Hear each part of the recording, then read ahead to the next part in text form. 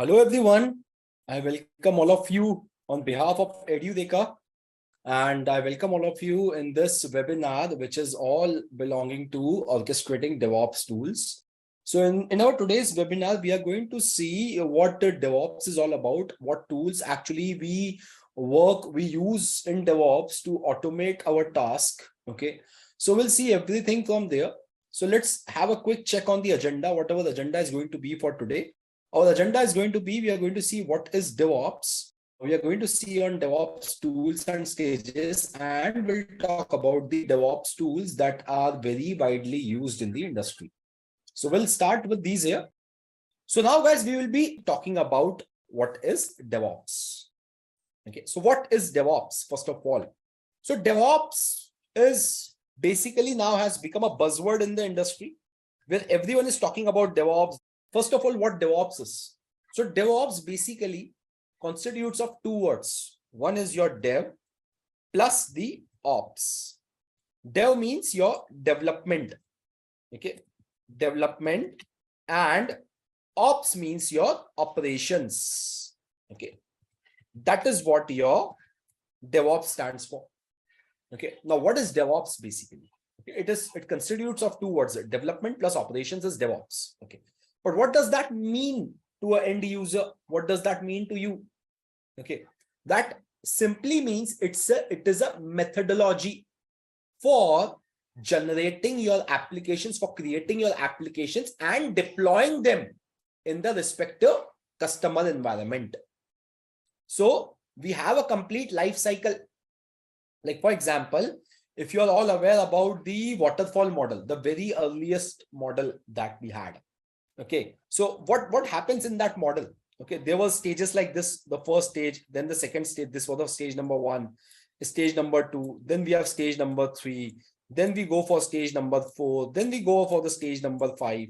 Okay, like this it goes on. For example, first of all, we plan everything. Planning needs to be done. Okay, plan. After planning, we need to design the application. Okay, after designing comes the coding part. After coding part, building part. After building, testing part. And after testing and everything is completed, we go for the deployment part.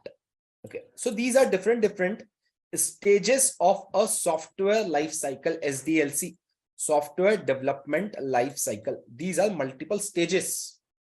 Okay, like for example, you go to a customer and your customer says, hey, I want to develop this application. I have this requirement. Okay, I have this business running and I want to digitalize this business. I want to create some application and I have this requirement. So the business analyst or whoever is the architect, he will take all the requirements, okay, from the customer, like what customer actually wants. Okay, after the requirements from the customers are taken, then you plan it up.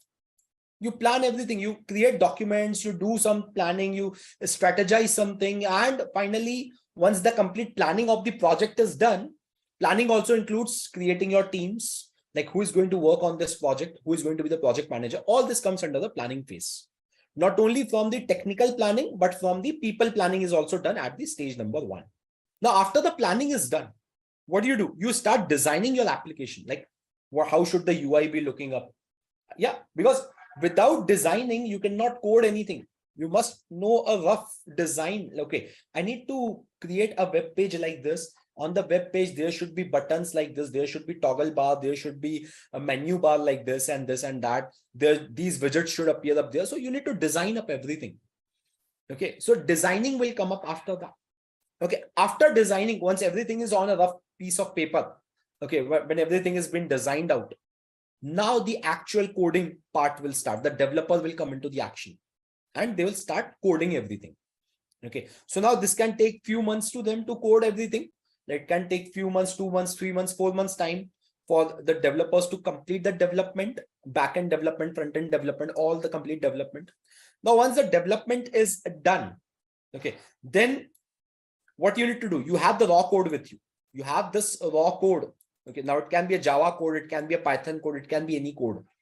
Now, whatever you have planned, in the planning, you have decided what type of in which language you are going to code it. Okay, so it can be a Python code, it can be Java code, you have a raw code. Nobody can use a raw code to deploy an application. Nobody can use it. Okay, so what we need to do?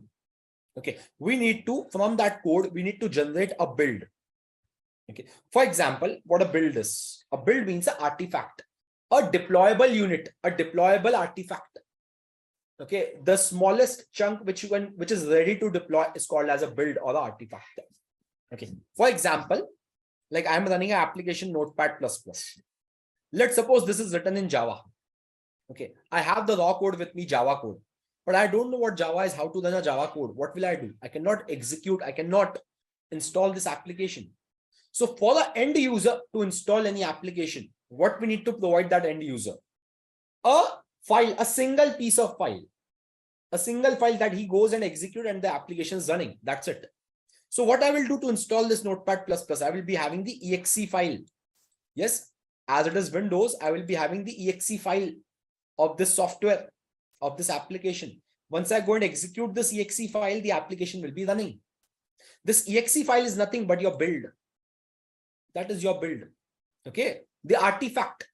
So you have the raw code. From that raw code, you are going to generate a build, the application, the deployable unit. Okay, now once build is done, you will go for testing phase. You will start testing it up. You will start doing functional testing, regression testing, load testing, performance testing, user acceptance testing. There will be many test cases that you need to execute onto it. Okay, once all the test cases are passed, it's all green, then you will simply go and deploy it.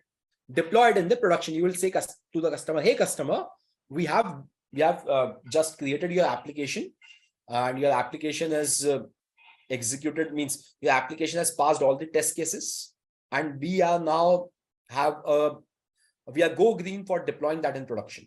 Okay, so we can take this application live now. Okay, so customer will give you some dates and time when to take it live, and you will, according to that, you will go and deploy it. Okay, so this comes the operation part, the deployment. After deployment, the next stage will be the monitoring. You need to monitor these application, the ones that you have deployed, because it should not be the case you have deployed and it is crashing now. You don't want to land in that situation. You need to monitor that for any kind of bugs, for any kind of load that is generating on the application, everything. Okay, so this is what the stages in a software development life cycle are. SDLC stages. Now, if it is a waterfall method, in the waterfall method, you will complete first stage, then go to second, then go to third, then go to fourth. One is completed, go to two. Two completed, go to three. Three completed, go to four. Four completed, go to five, and so on. Okay, so it means that you can go to any stage once all these stages are completed. Like I can start testing only when all these stages are completed. Yes, that is what the waterfall method is. One stage after the other stage. Now, there's a drawback. There's a serious drawback with this method. Okay. The drawback with this method here is that let's suppose the developer, the coding part took around 3 months time. Okay, it took 3 months time for the developer to complete the complete coding. Okay, so for those 3 months, this testing team is not doing anything. First of all, they don't have anything, they don't have any task to perform. Okay, let's suppose after 3 months the build is generated. Now the testing team started testing it up, and they find some bugs, or they say that the application is not working. Then what this testing team will do? Testing team will simply go and report everything to the developer. Okay, they will send a feedback. Okay, they will send a feedback to that coding team, to the development team, saying, hey, this is a problem. Now, after 3 months of coding, the testing started.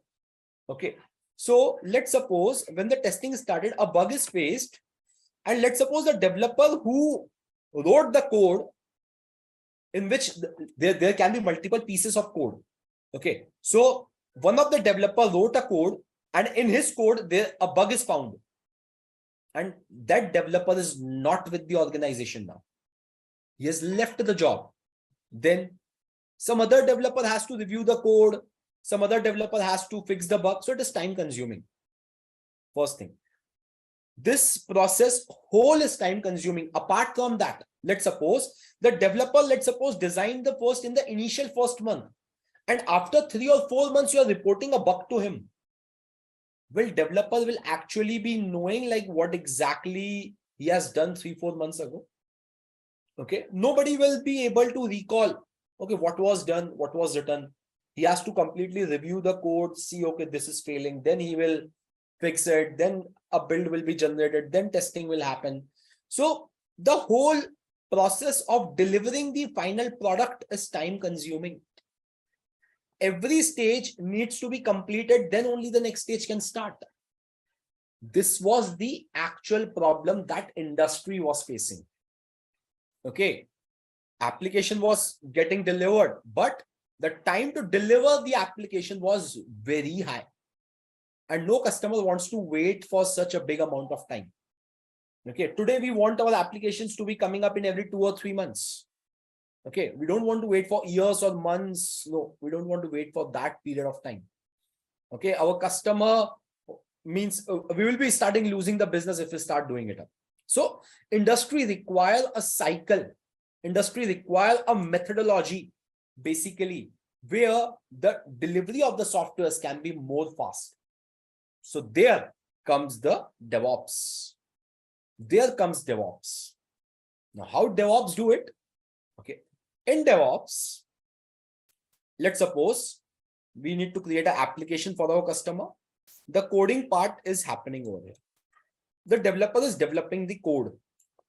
Okay. Now, once the coding is done, okay, you don't need to wait for months or weeks. No, every day, whatever developer is developing, that code will be pulled. Okay, that code will be pulled, and from that code, okay, what will happen? A build will be triggered on the same day. You don't have to worry about that. Whether once the developer has checked in the code in the repository, at the end of the day, okay, the DevOps team will ask, hey, developer, you have checked in the code. Shall we go and create the build now? Developer will say, yes, I'm done with all the changes. Go and create the build. Build will be triggered. And once the build is triggered, after that, the testing team will start testing the product as soon as possible. Now, nowadays we have automation testings. So automatically when the build will be generated, some automated test cases will run onto that build. Okay. So testing will be done simultaneously. You don't need to wait. Now, whenever, let's suppose in testing, some bugs are found.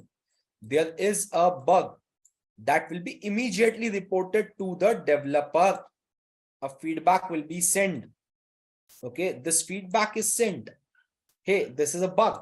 Go and fix it. So developer will fix it again. A build will be triggered again, and testing will be done again.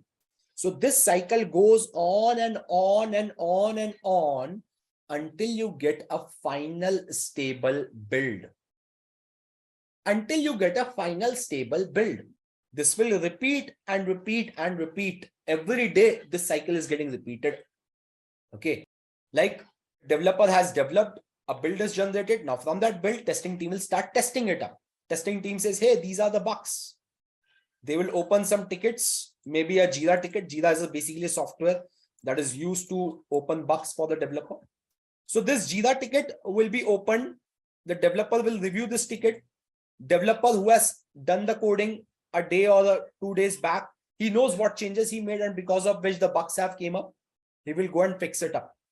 And immediately he fix it up, he will push his changes. He will push the changes into the repository, into the centralized location. Now, once the changes are pushed, a build will be triggered. A build means the executable artifact, the deployable artifact. The build is triggered, and that build will be then tested. Now, let's suppose in the testing, there are no bugs obtained. Then the testing team will go ahead and ask the customer, hey, everything is green now, we can deploy it. Go and deploy this. And then monitor this. After deploy, you have to monitor this. That's it. So this pipeline will go on and on and on. Let's suppose during the deployment or after deployment, you face any problem. You can simply go and report it back to the developer. Okay, this is what you can do. You can report it back to the developer. Developer will fix it. A new build will be generated. It will be tested and redeployed. Okay, so this loop goes on and on. And this methodology is called as DevOps. Okay, where you develop and you are operating, you are deploying as well in the real time. Every day, this loop is going on. Developer develops something, build is generated, testing team will go and deploy it and test it. Once everything is passed, then they will go and push it in production. They will deploy it in production. If there are any bugs, they will simply inform the developer. Developer will fix it, build generated, again deployed, again tested, and then all green, then go into production. So this complete cycle is called as a DevOps cycle. It constitutes of two cycles, basically a CI cycle. This cycle, coding, building, and testing, constitutes your CI part, integration part. And this constitutes your deployment part, CD part. So this CI/CD pipeline means from one stage you are going to the other stage immediately. You're not waiting for months. No, like in waterfall, the coding was happening for 3 months and you have to wait for build. No. Once the developer push his code, once the developer has pushed his code, automatically a build will be triggered and testing team will deploy it and test it. So this is going on one after the other. As soon as this is done, next, and so on. And this cycle goes every day. Okay, to get a final stable build. Now, we have talked about DevOps. We have talked about this methodology. We have talked about different stages. Okay, now we need to talk about different tools that basically are used to to fulfill this cycle. Like you want to complete this cycle, you require some tools. Okay, like for coding, some language will be used. Okay, like for example, coding part, you require some language. Okay, for building part, or basically called as an integration part, you require some tools to do it. Testing needs to be done with some tools. Deployment needs to be done with some tools. Okay, so we need to automate all these tasks. Now, in our training program, in our DevOps training program, we mainly talk about all these tools that are used in DevOps to automate, to create these pipelines, CI/CD pipelines. Okay, we talk about these tools. We give hands-on training to the participants on all these tools. And some of the well-known tools, if I name them, is Git, okay, Jenkins, okay, we have Ansible, okay, we have your Docker, okay, Kubernetes, and Terraform. So these are the tools that we normally talk in our training program. And what these tools are used for, let's have a glimpse about them. There are not many apart from that. Like we have Ansible, we have Puppet, we have Docker, Puppet Chef, basically we have Chef. Okay, we have Terraform. Terraform is also a similar kind of tool. Okay, we'll talk about all these tools, what these tools are basically used for. And for monitoring, we have Prometheus, Grafana dashboard. We have Splunk for monitoring. We have Nagios for monitoring. So these are different tools that are used in our DevOps pipelines, to create DevOps pipelines, okay, to fulfill all these tasks. Okay, so let's talk about these tools now. Okay, that is our actual agenda for the day. Okay, to talk about these DevOps tools and these stages. We have talked about multiple stages. We'll talk about the tools now. Okay, so the first tool that we are going to talk about is Git. Okay, that is our first tool that we will be talking mainly about 10 tools here. Okay, so we are starting first with Git. So we are starting in the descending order. We start with the number 10 and we will go to from 10, we'll go to the number 1. Okay, so the first tool is Git. Git is basically a version control system. I think we all know what Git is, GitHub. Okay, where the complete code that a developer writes is he puts somewhere on a central location. Why on a central location? So that other developers can also see what code he has written. Like for developing an application, there can be a team of 5 to 6 people or more than that. And every person is developing his own piece of code. Okay. Now, ultimately, you need to share that code. You need to put that code on a centralized location where the complete team can see it, can review it. Because you have written some code, it must be reviewed. So what we require for that, we require Git as a tool and GitHub as a centralized location where that complete code will be placed, and from where from GitHub the complete code can be reviewed and seen by the other people. Okay, so Git, it's basically a version control system, distributed version control system that basically supports your development part, the coding part. Okay, whatever code you write, it will be put on GitHub. Okay, after Git, we have our next tool, that is Jenkins. So apart from Git, also we have many tools. Okay, it is not only Git, but Git is very much popular. Like you have SVN. Okay, we have Git, we have Bitbucket. Okay, we have, these are all GitOps tools. Where how do you manage these all GitOps things? Okay, how do you manage your code? So Git is one of the tools. It's open source. Okay, and highly reliable, very widely used in the industry. But apart from Git, also we have other tools like SVN. Okay, like GitHub, we have GitHub as a centralized repository. We have Bitbucket. Okay, we have GitLab. Okay, so these are different tools that are available in the market. Same with the Jenkins. If we talk about Jenkins, Jenkins is an integration tool. Again, it's open source. It's completely open source and mainly used for automating. Like you will be creating your pipelines. Now, where you will create those pipelines? You will be creating those pipelines on Jenkins. So Jenkins is your continuous integration tool. It is used for building the pipelines.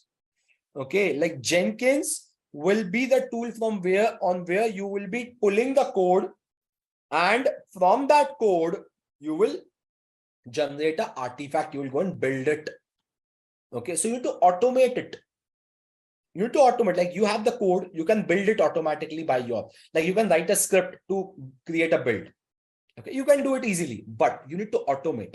Automate means, let's suppose developer has checked in something in the repository. Immediately when the developer has checked in, a build should be generated. You need to automate this. So Jenkins is an integration tool that integrates all these stages. It's again open source and it is mainly used for your creating pipelines. Okay, on whichever platform you are working, Linux, Windows, any platform, it can easily work. Okay, after that, you have the next tool is Selenium. Okay, another very important tool. Okay, and a very widely used industry accepted tool. I think we all know about Selenium. Selenium is basically an application testing tool.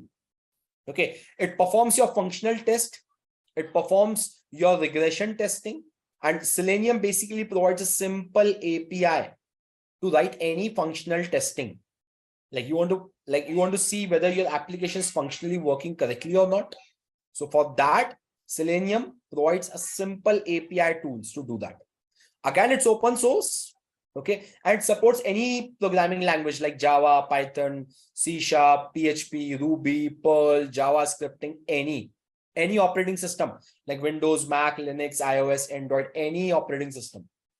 So that is what one of the important feature of Selenium is, a testing tool to perform test cases, to perform automated testing.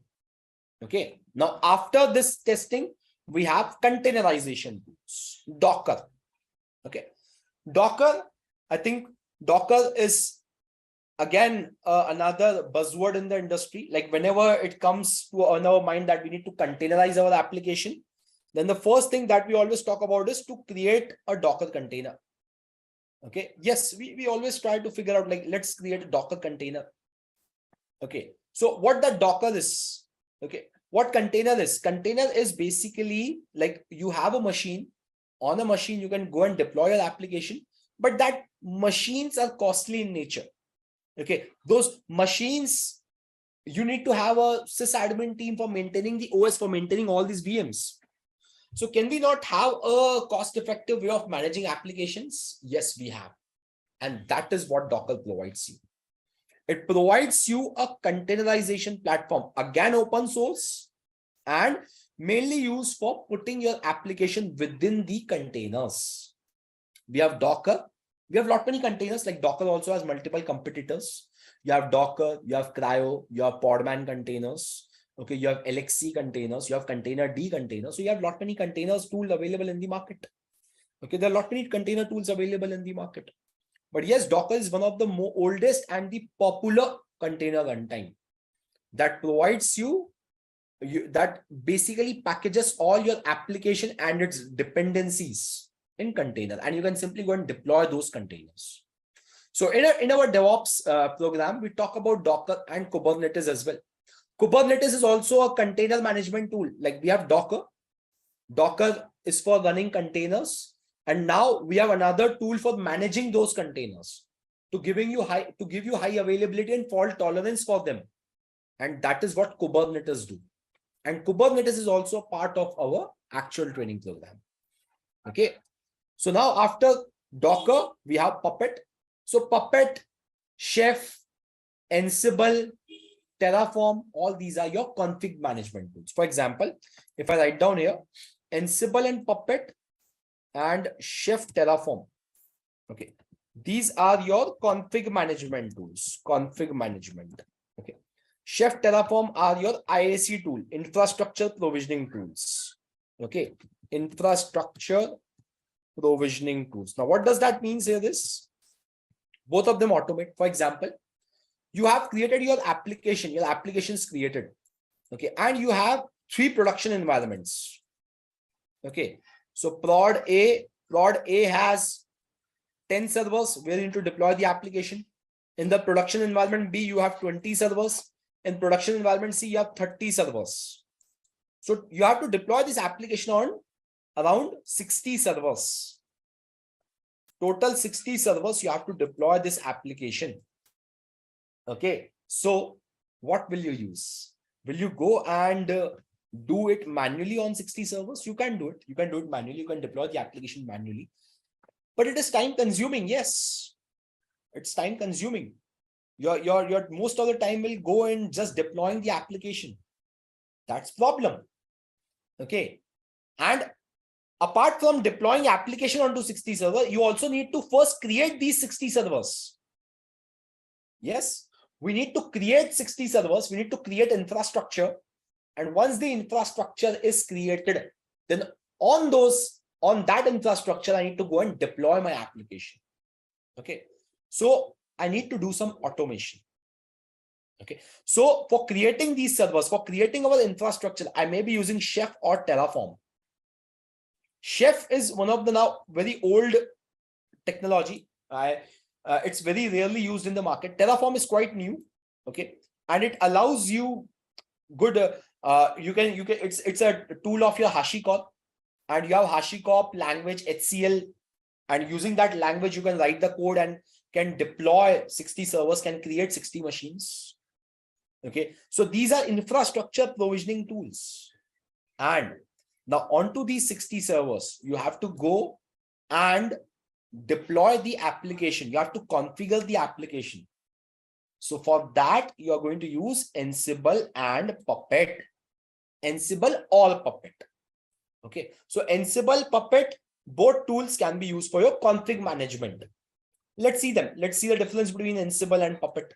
Okay. So if you talk about Puppet, Puppet has a master slave architecture, open source again. All the tools that we will be working is all open source, but it has a master slave architecture. Like you will be having a Puppet server, a master, and now all the other servers where you want to deploy the application will act as Puppet slave. And a Puppet agent will be running on all those servers. So you have to install a Puppet agent so that it communicates with the master. Master will send every data to the Puppet slave and the application will be configured there. So it's a config management tool that uses a master-slave architecture. Okay. And then you have Chef. Chef is an infrastructure automation tool, IAC tool. Okay. Where again, it works on the basis of master server, master and the slave. Okay. That is what the infrastructure is. But yes, the main job of the Chef is to provision the infrastructure, to create the servers, to create networks, to create storage, to create VMs, to deploy applications. All these things Chef will be doing. Terraform also do the same thing. But yes, for the same task, we have multiple tools. And then we have Ansible, Ansible Puppet, same. Okay, but Ansible is very widely used because in Ansible, you don't have a master-slave architecture. You have a push-based architecture. Push. Like what we do is, we have a single server where we have all the configuration files, we have all the YAML files, and we simply push all the configuration files from that server to the other servers using SSH, secure shell. So it's a push-based config management tool. Okay, and very widely used in the industry. Again, it is open source. Ansible is now adopted, has been overtaken by Red Hat. So Ansible comes with the name Red Hat Ansible. Okay, but yes, it's still open source. Okay, and then we have some monitoring tools in the end. Splunk, okay, Nagios, Prometheus. So we still have, once the application is deployed, we need to go and monitor them. We need to check the performance of the application. We need to see what is the load on the application, how many users are logging in on the application. We need to get some trends. Okay, we need to get some trends from the application. We need to monitor it. So yes, we have Splunk. Splunk is a monitoring tool, an application monitoring tool. Okay, that is mainly used for searching, analyzing, and visualizing the machine-generated data gathered from your websites or from your application sensors or devices. Okay, now after monitoring, let's suppose your application is generating some logs. Okay, your application is generating some logs. You need to store those logs as well. So for that, in DevOps, we use one of the very widely used logging mechanism as ELK stack, ELK stack, where ELK stands for, E stands for Elasticsearch, L stands for Logstash, and K stands for Kibana. So Logstash, basically, if I talk about the L in the ELK, we have that Logstash. So Logstash is basically a tool that captures all the logs from the application. All the application logs will be captured. Okay. Now, once all the logs are captured, you need to store them somewhere. Okay. So where you require a storage along with a search engine, means you require a place where you can store the logs and you can search the logs as and when required. So for that, we have Elasticsearch. Elasticsearch is like a search engine, okay, which will store the logs, and you can make some queries to the Elasticsearch and gather those logs. Okay. And with Elasticsearch and Logstash, we also have a data visualization tool, that is Kibana. Kibana is a tool that is used for visualizing the logs. Like the logs that are generated, you need to see all the logs on a dashboard. So for that, we have Kibana.